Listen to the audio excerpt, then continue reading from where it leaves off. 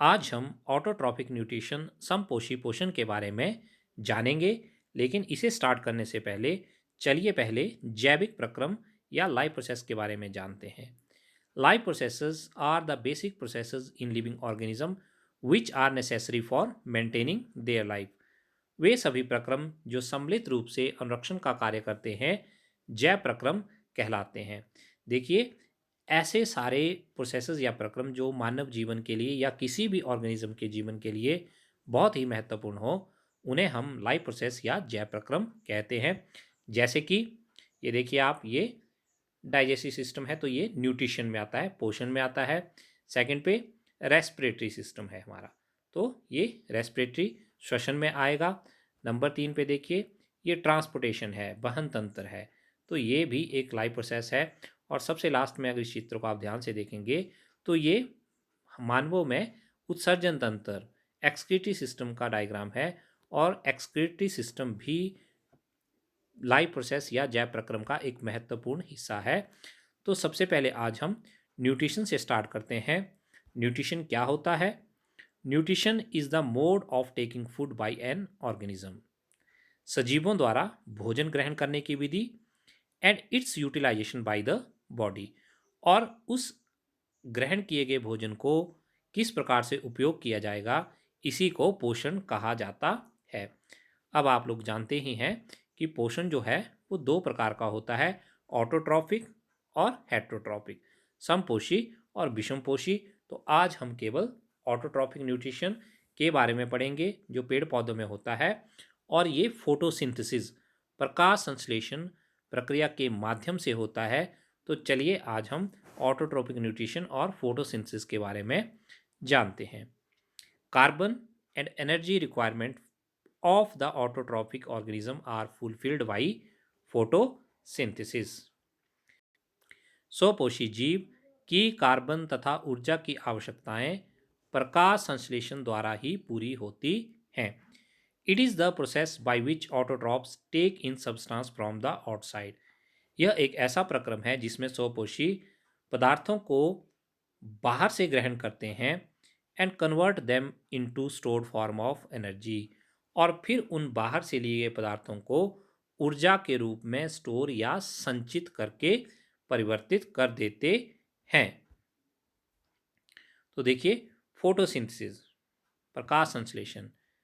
हरे पेड़ पौधे जिनकी हरे रंग की पत्तियों में क्लोरोफिल होता है, इसके अलावा पेड़ पौधे को वाटर, जल की आवश्यकता होती है, कार्बन डाइऑक्साइड, और साथ में ही सूर्य से जो प्रकाश आता है, एनर्जी आती है, उसकी ज़रूरत होती है। तो फोटोसिंथेसिस के लिए ये चार चीज़ें ही चाहिए होती हैं। और ये चारों रेक्टेंट अभिकारक मिलके जो प्रोडक्ट बनाते हैं, उत्पाद बनाते हैं, वो है ग्लूकोज, जो पौधों में भोजन के रूप में संचित होता है, और ऑक्सीजन गैस, जिसे वे वायुमंडल में रिलीज कर देते हैं, जो हमें सांस लेने के काम में आती है।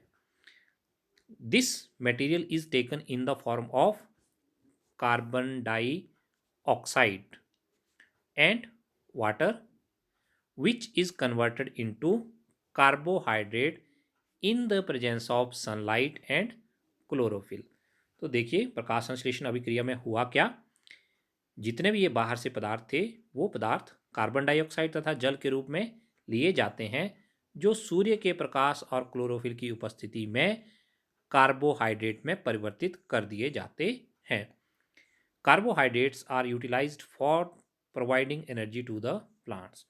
और यही कार्बोहाइड्रेट जो हैं वो पौधों को ऊर्जा प्रदान करने में प्रयुक्त होते हैं। The carbohydrate which are not used immediately are stored in the form of starch. जो कार्बोहाइड्रेट पेड़ पौधों के द्वारा तुरंत प्रयुक्त नहीं किए जाते, उन्हें स्टार्च या मंड के रूप में संचित कर लिया जाता है। स्टार्च एक कार्बोहाइड्रेट होता है। Starch is a carbohydrate that is the chief form of stored energy in the plants. Starch, which serve as the internal energy reserve to be used as and when required by plants। तो देखिए, starch पेड़ पौधों में internal energy reserve है। यह रक्षित आंतरिक ऊर्जा की तरह कार्य करेगा और पौधे द्वारा आवश्यकता अनुसार प्रयुक्त कर लिया जाएगा। तो पेड़ पौधों में वो एक एनर्जी रिजर्व है, starch. A somewhat similar situation is seen in us. जैसे पेड़ पौधे अतिरिक्त ऊर्जा को स्टार्च के रूप में, मंड के रूप में हमने अपने अंदर एकत्रित कर लेते हैं, वैसे ही कुछ स्थिति हमारे अंदर भी होती है। Where some of energy derived from the food we eat is stored in our body in the form of glycogen. मनुष्य के द्वारा किए गए भोजन से भी उत्पन्न ऊर्जा का कुछ भाग हमारे शरीर में ग्लाइकोजन के रूप में संचित हो जाता है। ग्लाइकोजन जो होता है वो एक multi branched polysaccharide of glucose होता है, जिसमें up to 1,20,000 glucose units attached होते हैं।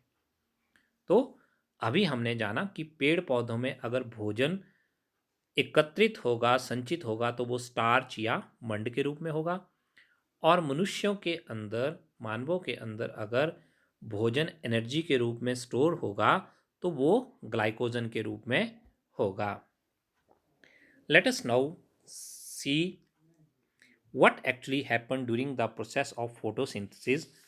The following event occur during this process. अब देखते हैं कि प्रकाश संश्लेषण अभिक्रिया के दौरान एक्चुअली होता क्या है। अगर हम बात करें तो हम कह सकते हैं, आपने फोटोसिंथेसिस की रिएक्शन पढ़ी होगी कि भाई कार्बन डाइऑक्साइड जो था उसने वाटर के साथ मिलकर क्लोरोफिल की प्रेजेंस में और सनलाइट की प्रेजेंस में रिएक्ट किया, और देखिए प्रोडक्ट क्या बना। आप बोलते हैं प्रोडक्ट बनता है C6H12O6, जिसे कार्बोहाइड्रेट या ग्लूकोज कह सकते हैं। साथ में ही ऑक्सीजन गैस जो है वो एटमॉस्फेयर में रिलीज हो जाती है, और साथ में ही H2O वाटर की फॉर्मेशन भी होती है। तो इस प्रकार से carbon dioxide plus water in the presence of chlorophyll and sunlight. Carbon dioxide और जल सूर्य की उपस्थिति में और क्लोरोफिल की उपस्थिति में ग्लूकोज, ऑक्सीजन और जल का निर्माण करते हैं। तो देखिए एक्चुअली में ये रिएक्शन होती कैसे है। सबसे पहले स्टेप में क्या होगा, absorption of light energy by chlorophyll. सबसे पहले क्लोरोफिल द्वारा प्रकाश ऊर्जा को अवशोषित कर लिया जाएगा। उसके बाद conversion of light energy to chemical energy and splitting of water molecule into hydrogen and oxygen. जो प्रकाश ऊर्जा होगी वो रासायनिक ऊर्जा में रूपांतरित हो जाएगी। साथ में ही जो वाटर मॉलिक्यूल थे H2O वो डिवाइड हो जाएंगे हाइड्रोजन और ऑक्सीजन में। तो सेकंड स्टेप के बाद थर्ड नंबर पे क्या होगा, reduction of carbon dioxide to carbohydrates. जो कार्बन डाइऑक्साइड थी उसकी रिडक्शन होगी, और आप जानते हैं कि रिडक्शन कब होती है, जब ऑक्सीजन का लॉस हो जाए या फिर हाइड्रोजन की एडिशन हो जाए। तो अगर कार्बन और ऑक्सीजन में हाइड्रोजन का एडिशन हो जाता है, रिडक्शन हो जाती है, तो कार्बोहाइड्रेट फॉर्म होते हैं। तो अब आप ध्यान दीजिएगा, तीन स्टेप हुए। सबसे पहले जो लाइट एनर्जी थी, सूर्य की आने वाली ऊर्जा थी, उसकी अब्जॉर्ब किया, अवशोषित किया क्लोरोफिल ने। उसके बाद लाइट एनर्जी जो थी वो केमिकल एनर्जी में, रासायनिक ऊर्जा में परिवर्तित हुई। साथ में ही वाटर के मॉलिक्यूल जो थे वो हाइड्रोजन और ऑक्सीजन में ब्रेक हो गए। अब थर्ड स्टेप में कार्बन डाइऑक्साइड जो है वो रिड्यूस हो जाएगी कार्बोहाइड्रेट में, यानी कि कार्बन डाइऑक्साइड का कार्बोहाइड्रेट में अप चेन हो जाएगा। एक्चुअल में ये जो फोटोसिंथेसिस है, प्रकाश संश्लेषण है, ये दो अलग अलग रिएक्शंस में होता है। एक लाइट रिएक्शन होती है और एक डार्क रिएक्शन होती है। तो जो फोटोलाइसिस ऑफ वाटर होता है वो एक लाइट रिएक्शन है, जबकि कार्बन डाइऑक्साइड रिड्यूस होकर कार्बोहाइड्रेट में चेंज हो जाती है, तो वो एक डार्क रिएक्शन है। इसे आप हायर क्लासेस में पढ़ेंगे। These steps need not take place one after other immediately। देखिए अभी मैंने आपको बताया कि ये जो स्टेप हैं वो तत्काल एक के बाद दूसरा नहीं होता है। For example, desert plant take up carbon dioxide at night and prepare an intermediate which is acted upon by the energy absorbed by the chlorophyll during the day। जैसे कि मरुस्थलीय पौधे जो होते हैं वो रात में ही कार्बन डाइऑक्साइड ले लेते हैं। दिन के समय कार्बन डाइऑक्साइड का कम उपयोग करते हैं वो, क्योंकि दिन के समय अगर वो कार्बन डाइऑक्साइड के लिए अपने स्टोमेटा रंध्र का यूज़ करेंगे तो बहुत ज़्यादा वाटर जो है वो ट्रांसपिरेशन वाष्पो उत्सर्जन के माध्यम से बाहर निकल जाएगा, और रात को ही कार्बन डाइऑक्साइड लेने के बाद वो एक मध्यस्थ उत्पाद बनाते हैं और दिन में क्लोरोफिल ऊर्जा अवशोषित करके फिर अंतिम उत्पाद जो है वो तैयार करते हैं।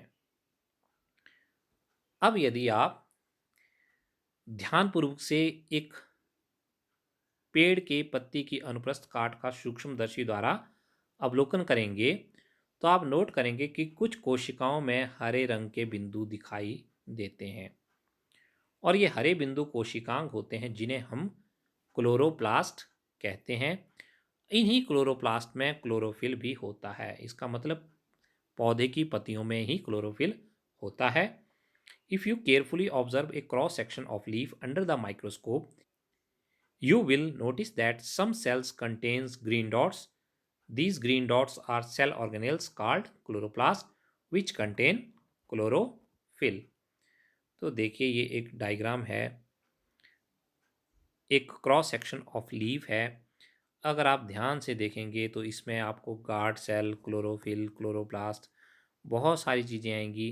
तो ये जो डॉट डॉट आपको ग्रीन ग्रीन कलर के दिखाई दे रहे हैं ये क्लोरोप्लास्ट है, और बीच में जो स्पेस है ये गार्ड सेल है।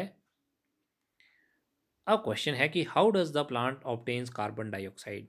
पौधे कार्बन डाइऑक्साइड कैसे प्राप्त करते हैं। देखिए आप जानते ही हैं पौधे स्टोमेटा, जिन्हें हिंदी में रंध्र कहा जाता है, के द्वारा कार्बन डाइऑक्साइड यूज करते हैं। Stomata which are tiny pores, वो एक सूक्ष्म छिद्र होते हैं। Present on the surface of leaves, वो पत्ती की सतह पर होते हैं। Massive amount of gases exchange takes place in the leaves through these pores for the purpose of photosynthesis. तो प्रकाश संश्लेषण के लिए गैसों का अधिकांश आदान प्रदान इन्हीं छिद्रों के द्वारा, जिन्हें हम रंध्र या स्टोमेटा कहते हैं, के द्वारा होता है। But it is important to note that exchange of gas occur across the surface of stem, root and leaf as well। परंतु यह जानना भी आवश्यक है कि गैसों का आदान प्रदान तने, जड़, पत्तियों की सतह से भी होता है। अब देखिए अभी हमने बात की स्टोमेटा, तो ये आपका स्टोमेटा है जो दिखाई दे रहा है। स्टोमेटा जब ओपन हो जाता है तो एक्सचेंज ऑफ गैसेस होता है, परंतु जब स्टोमेटा क्लोज हो जाता है तो गैसों का एक्सचेंज जो है वो बंद हो जाता है। Since large amount of water can also be lost through these stomata. अब देखिए स्टोमेटा ओपन होंगे तो बहुत सारा पानी जो है उसकी हानि भी हो जाएगी साथ में ही। The plant close these pores when it does not need carbon dioxide for photosynthesis. तो जब कभी पौधों को कार्बन डाइऑक्साइड प्रकाश संश्लेषण के लिए नहीं चाहिए होगी तो ये छिद्र बंद हो जाते हैं। The opening and closing of these pores is a function of guard cell. तो इन छिद्रों का खुलना और बंद होना गार्ड सेल, जिन्हें हिंदी में द्वार कोशिकाएं कहते हैं, इन पर निर्भर करता है। The guard cell swell when water flow into them causing the stomatal pore to open.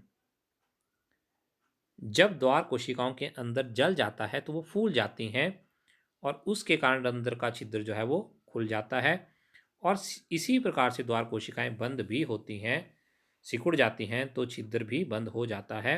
Similarly the pore close if the guard cell shrinks.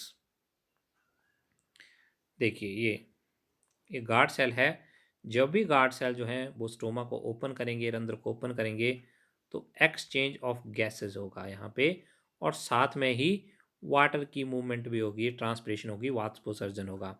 देखिए यहाँ से बाहर से कार्बन डाइऑक्साइड जो है वो पत्ती के अंदर जा रही है, सेल के अंदर, लेकिन साथ में ही जो वाटर है वो वाटर वेपर के माध्यम से, जलवाष्प के माध्यम से पत्ती से बाहर भी निकल रहा है। Autotrophs also need other raw material for building their body. स्वपोषियों को अपने शरीर के निर्माण के लिए प्रकाश संश्लेषण के अलावा भी अन्य कच्ची सामग्री की भी आवश्यकता होती है। Water used in photosynthesis is taken up from the soil by the roots in terrestrial plants. जो जमीन वाले पौधे होते हैं, स्थलीय पौधे, प्रकाश संश्लेषण के आवश्यक जल की पूर्ति जड़ों के द्वारा मिट्टी में उपस्थित जल के अवशोषण से ही होती है। Other material like nitrogen, phosphorus, iron, magnesium. देखिए प्रकाश संश्लेषण के अलावा भी पौधे को नाइट्रोजन, फॉस्फोरस, आयरन, लोहा या मैग्नीशियम की आवश्यकता होती है। Are taken up from the soil. और ये सारे मटेरियल पदार्थ भी मिट्टी से ही लिए जाते हैं। अब आपको पता है कि इनकी आवश्यकता पौधे के लिए क्यों होती है। देखिए नाइट्रोजन जो है उसकी आवश्यकता पौधे को प्रोटीन सिंथेसिस के लिए होती है, प्रोटीन का संश्लेषण करने के लिए। फॉस्फोरस की आवश्यकता पौधे को ग्रोथ एंड मैच्योरिटी के लिए होती है, पौधे की वृद्धि के लिए फॉस्फोरस जो है वो आवश्यक है। आयरन, लोहा जो है वो पौधे के लिए भी आवश्यक है, क्योंकि ये component of many vital enzymes है, पौधे में विभिन्न एंजाइम्स का ये एक घटक है। और मैग्नीशियम जो है वो क्लोरोफिल का एक बहुत ही महत्वपूर्ण घटक है, तो पौधों में क्लोरोफिल के लिए मैग्नीशियम की आवश्यकता होती है। क्या आपको क्लोरोफिल का फॉर्मूला पता है? यदि आपको क्लोरोफिल का फॉर्मूला पता नहीं है तो चलिए आपको क्लोरोफिल का फॉर्मूला बताते हैं। C55, H72, O5, N4 and last में है Mg। देखिए मैग्नीशियम जो है वो क्लोरोफिल का एक इम्पॉर्टेंट कंपोनेंट है। Nitrogen is an essential element used in the synthesis of protein and other compound. Nitrogen एक आवश्यक तत्व है जिसका उपयोग प्रोटीन तथा अन्य यौगिकों के संश्लेषण में किया जाता है। This is taken up in the form of inorganic nitrates और नाइट्राइट्स। अब नाइट्रोजन जो है इसे अकार्बनिक नाइट्रेट या नाइट्राइट के रूप में लिया जाता है, और it is taken up as organic compound which have been prepared by bacteria from atmospheric nitrogen. या फिर उन कार्बनिक पदार्थों के रूप में लिया जाता है जिन्हें जीवाणु, बैक्टीरिया वायुमंडलीय नाइट्रोजन से बनाते हैं। अब आप लोग जानते हैं कि कुछ ऐसे बैक्टीरिया होते हैं जैसे कि राइजोबियम, एजोबैक्टर या फिर ब्लू ग्रीन एल्गी होती है, वो एटमॉस्फेरिक नाइट्रोजन को, वायुमंडलीय नाइट्रोजन को स्थिरीकरण कर सकती है, उसका उसका नाइट्रोजन फिक्सेशन कर सकती है, और वो वायुमंडलीय नाइट्रोजन को कन्वर्ट कर देती है सॉइल में सॉल्युबल फॉर्म में, जिसे पौधे यूज़ कर सकते हैं। तो आज हमने जाना कि फोटोसिंथेसिस रिएक्शन क्या होती है, उसके 3 अलग अलग स्टेप्स क्या हैं, क्लोरोफिल, क्लोरोप्लास्ट और स्टोमेटा क्या होते हैं, और पौधे को प्रकाश संश्लेषण से बने उत्पाद के साथ साथ ही आयरन, मैग्नीशियम, फॉस्फोरस और नाइट्रोजन की आवश्यकता किस लिए होती है।